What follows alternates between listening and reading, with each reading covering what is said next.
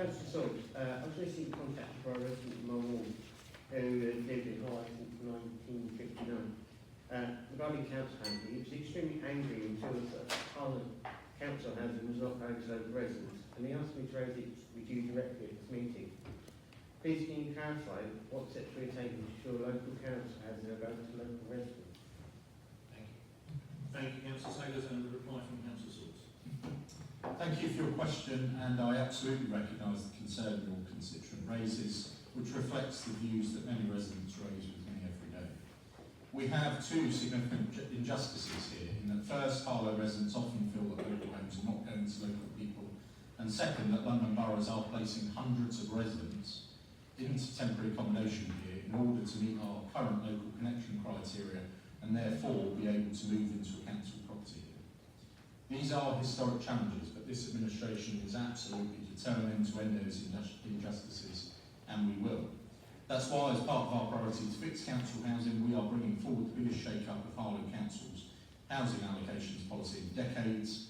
We are currently in the process of conducting a consultation on our comprehensive review of the housing allocations policy.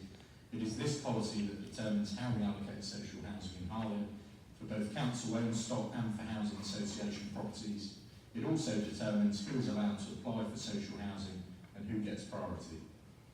The changes we are proposing could potentially double the local connection time, ensure priorities for those born in Harlow, uplift the salary cap, drive out the long-standing injustices, and ensure that local homes are for local people, and that those who are most in need are the ones that have access to council housing. The proposed new policy will come to Cabinet in February and will make clear that it is this administration that is tackling the big issues facing our town. We are also proposing changes that will make the policy easier to administer and therefore simpler and quicker for applicants to understand and navigate their way through the application process, which significantly reduces the waiting time for a response. I would encourage all constituent and all residents to respond to our consultation, as several hundred have already. Thank you, Councillor Swords. Councillor Saggers, do you have a supplementary question here? I do. Please proceed. As you've heard in the news recently, there was a comment made about the stalling of building houses for local residents. Is that the case in Harlow?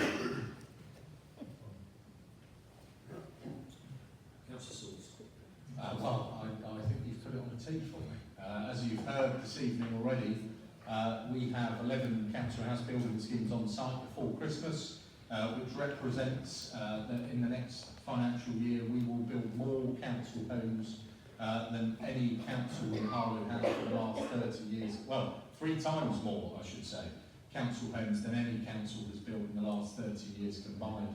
I think that's a record we can be proud of, and I should stress is just the start. As I mentioned, the Harlow Regeneration Partnership will deliver hundreds more council homes over the new corporate plan period, and I think across the chamber that's something we can all strongly welcome, particularly against the backdrop you mentioned of councils up and down the country failing to build council houses.